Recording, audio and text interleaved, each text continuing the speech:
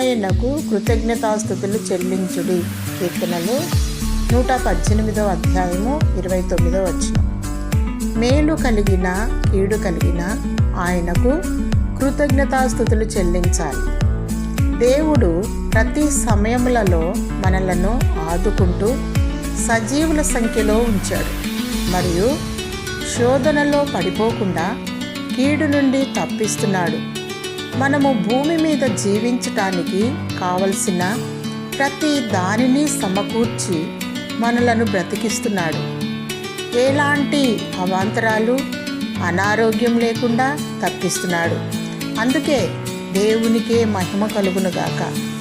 వీటన్నిటికంటే ప్రాముఖ్యంగా ఆత్మీయ జీవాహారమును దయచేయుచున్నాడు. ఆత్మీయంగా జీవింపచేయుచున్నాడు. ఆత్మతో అభిషేకించి జీవ మార్గంలో నడిపిస్తున్నాడు.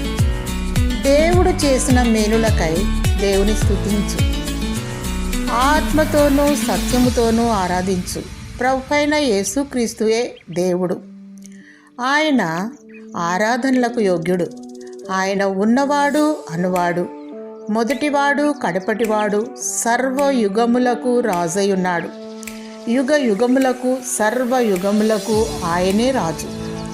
సర్వయుగములకు ఆయనకే మహిమ కలుగునుగాక. దేవుడు నీకు నిత్య జీవము దయచేయునుగాక. ఆమేన్.